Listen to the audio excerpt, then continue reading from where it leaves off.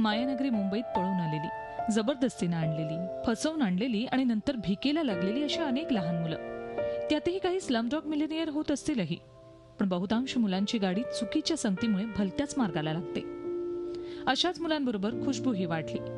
सावत्र वडील मारहाण करतात म्हणून घर सोडून आलेली खुशबू मुंबईतल्या रस्त्यांवर भीक मागायला लागली. खुशबू 5 वर्षांची असताना सपोर्ट NGOच्या कार्यकर्त्यांना ती सापडली आणि तिथून पुढे खुशबूचं आयुष्यच बदलून गेलं. खुशबूला 10वीत 84.60% मिळाले.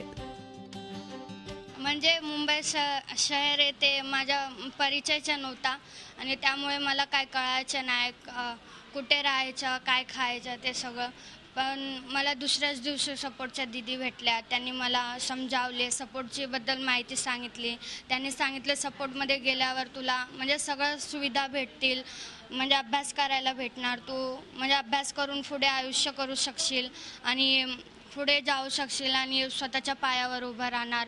तर मला कुठेतरी असं वाटलं, म्हणजे मला घरी मला आईवडिलांचं प्रेम पण भेटलेलं नव्हतं आणि या दीदी मला एवढं प्रेमाने विचारत होत्या, विचारपूस करत होत्या.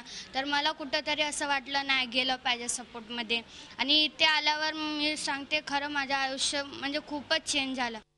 सपोर्ट NGO गेल्या 30 वर्षांपासून रस्त्यावर राहणाऱ्या बेघर आणि भीक मागणाऱ्या मुलांसाठी काम करते. 8वी पर्यंत त्यांचं शिक्षण महापालिकेच्या शाळेत केलं जातं.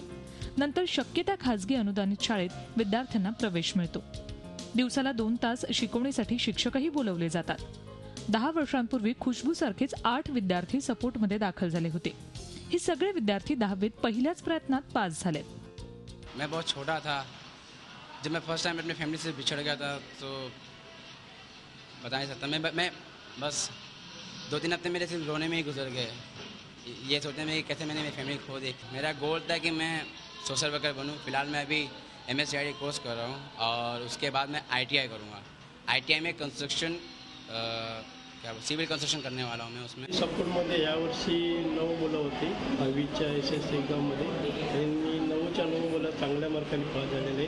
त्यामध्ये 5 मुले होत्या आणि 4 मुलं होते.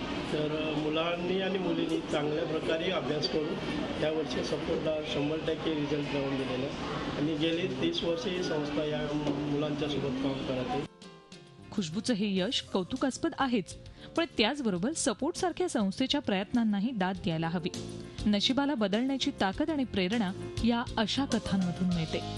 दीपाली जगताप पाटील, झी मीडिया, मुंबई. झी 24 तास रहा एक पाऊल पुढे.